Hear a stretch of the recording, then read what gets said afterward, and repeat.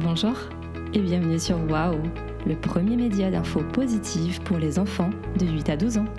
Pour recevoir nos articles, abonne-toi à My Wow Time, notre newsletter pleine de couleurs, entièrement gratuite, disponible sur notre site. Autour de toi, tu entends peut-être beaucoup parler des problèmes de notre planète ? Eh bien ici, on te fait découvrir les solutions qui existent pour les résoudre et on te présente des personnes inspirantes qui ont décidé de ne pas rester les bras croisés. Je m'appelle Clarisse et avec mon ami journaliste Alastair, on adore parler de l'actualité. On se transforme en explorateur de solutions et on te donne des pistes de réflexion pour que tu puisses construire une vision équilibrée de notre monde. L'aventure commence maintenant.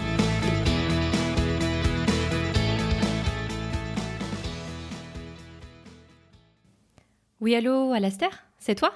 Bonjour Clarisse. Comment vas-tu ? Mais je dirais bien que j'entends des cris de singes.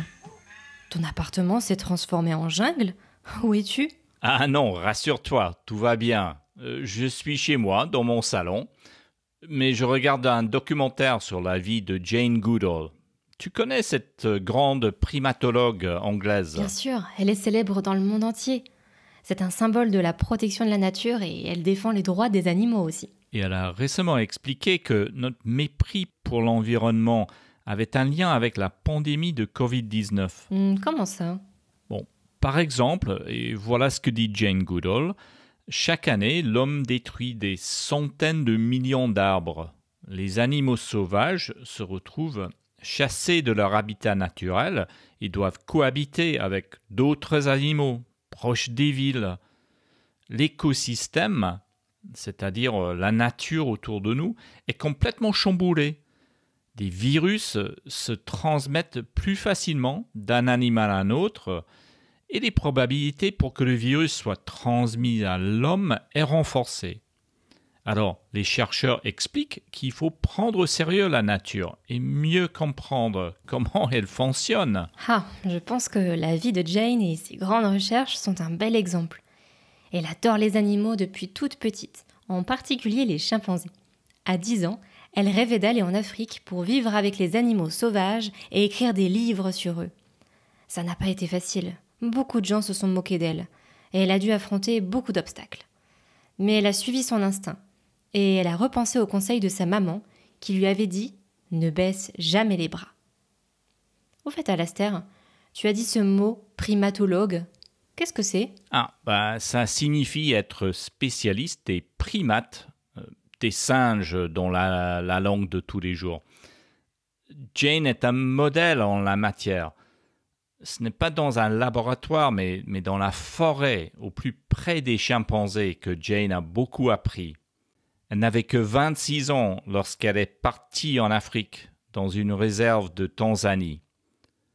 Complètement isolée en pleine forêt tropicale, elle passera plusieurs dizaines d'années à observer les chimpanzés et à étudier leur comportement, à vivre avec eux.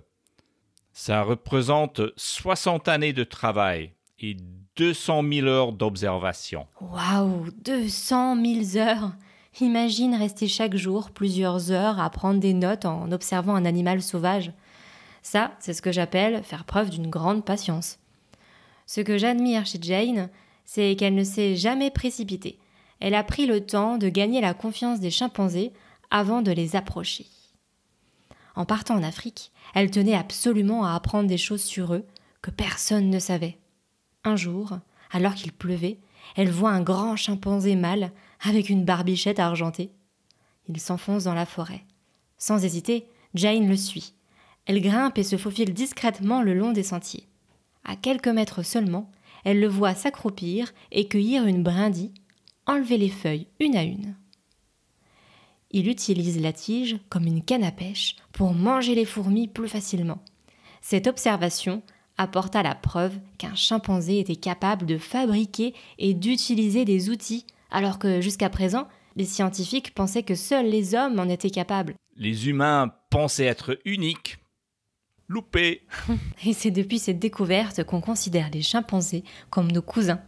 Et dire que plus de 98% de leurs gènes sont identiques aux nôtres. Jane a aussi compris que les singes avaient une personnalité, qui se nourrissaient de plantes pour se soigner ou qui ressentaient des émotions comme la joie, la tristesse, la peur, comme nous, les humains.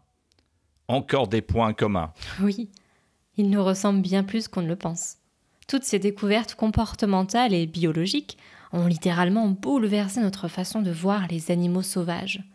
Mais alors, au final, qu'est-ce qui fait qu'un animal est un animal et qu'un homme est un homme? La différence est de plus en plus floue. Jane pense que nous, les êtres humains, ne sommes pas séparés du monde animal. D'autres animaux ont été étudiés comme les éléphants, les dauphins ou encore les chiens. Ils sont bien plus intelligents que ce qu'on le pensait. Mais une chose est sûre, nous avons beaucoup à apprendre de la nature et des animaux. Ils arrivent toujours à nous surprendre et à nous émerveiller. Et puis, c'est important de se souvenir que nous vivons tous sur la même planète. La Terre, c'est notre maison à tous. Chaque être vivant a sa place. Du plus petit grain de sable, en passant par les arbres, les femmes et les hommes, et même la plus grande des baleines. Tout le monde mérite respect, les animaux compris. Cela fonctionne un peu comme une grande famille dans une maison. Chaque membre a un rôle à jouer pour rendre la vie meilleure. C'est ça, être interconnecté? Exactement. Les humains, les animaux, l'environnement, nous sommes un tout, nous ne formons qu'un. Quand la nature souffre, nous souffrons. Et quand la nature s'épanouit, nous nous épanouissons aussi, nous explique Jane. C'est simple et efficace comme message. Quel âge a-t-elle aujourd'hui? Est-ce que tu sais si elle étudie toujours les chimpanzés? Jane a fêté ses 86 ans cette année, en 2020. Il y a déjà un bon moment qu'elle a quitté la forêt. Mais rassure-toi, d'autres scientifiques continuent le travail de Jane pour protéger nos amis les singes. Jane parcourt maintenant le monde avec toujours autant de passion pour raconter son histoire et faire comprendre au monde entier qu'il est encore possible de vivre en harmonie avec la nature si chacun de nous agit. En découvrant que les hommes détruisaient à vitesse grand V les forêts, elle a réalisé que ce n'étaient pas seulement les singes qui étaient en danger, mais notre planète tout entière. Elle ne pouvait plus se contenter d'observer. Elle a montré l'exemple en agissant à sa façon pour une cause qui lui tenait à cœur. Dans le précédent épisode du podcast, on a vu que Malala se battait pour l'éducation des filles. Eh bien, Jane se bat elle aussi pour une grande cause, préserver la planète. Alors, qu'est-ce qu'elle fait exactement? Elle crée des sanctuaires pour protéger les animaux. Elle rencontre des grands dirigeants pour essayer de changer leur regard sur la nature. Elle aide aussi des villages à gagner de l'argent en prenant soin de leurs terres. Et la plupart du temps, elle voyage pour rencontrer des jeunes et les encourager à devenir des héros de la planète. Je suis impressionné. Ce sont des problèmes tellement grands qu'on peut facilement se sentir découragé ou impuissant. Alors, c'est quoi son secret? Eh bien, ce sont les enfants. Et oui, ce sont eux qui lui donnent l'espoir et l'énergie. Jane sait qu'il n'est pas trop tard, car partout dans le monde, des jeunes sont déjà en train de changer le monde. Elle a confiance en la force de la nature, car si on l'aide un peu, les forêts pourront réapparaître, et les animaux aussi. Alors, tout le monde a un rôle à jouer, peu importe l'âge? Toi, moi, ta famille, tes voisins, on peut tous devenir des héros, partout. Il suffit juste de penser à faire un petit geste pour la planète, chaque jour. Et pourquoi pas expliquer à nos parents ou à nos grands-parents comment faire. Plus il y aura de gestes, et plus on deviendra fort pour changer le monde. Jane a créé un programme spécial pour aider tous les enfants à le faire, des plus petits en école maternelle aux plus grands, les étudiants. Ça s'appelle Roots and Shoots, des racines et des pousses en français. Pour Jane, les graines des arbres ont un pouvoir magique. Malgré leur petite taille, elles arrivent à germer. Leurs racines sont si fortes qu'elles arrivent à se frayer un chemin dans le sol rempli de cailloux. La graine devient une belle plante, puis un arbre splendide qui fleurit. Jane est convaincue que tous les enfants ont aussi ce pouvoir magique, celui de trouver des solutions, de les faire grandir pour rendre ce monde meilleur. Que la force de la nature soit avec nous. Bien dit. Merci Alastair pour ce mot de la fin. À bientôt, Clarisse. À bientôt.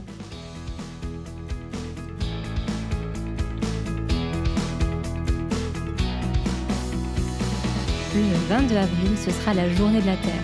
Et cette année, ce grand événement fête son 50e anniversaire.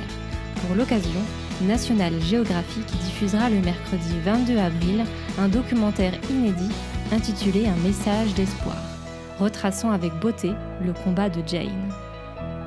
Belle soirée ciné en perspective, non ? Et si tu as envie de t'évader encore plus, tu peux partir explorer la forêt toi-même, à la recherche des chimpanzés de Jane, sans quitter ta maison, en visitant virtuellement le parc où Jane Goodall a effectué ses recherches. Clique sur le lien en description pour partir en voyage. Je crois que c'est le moment du défi. Alors, tiens-toi prêt, je vais te demander que vas-tu faire aujourd'hui pour protéger notre planète ?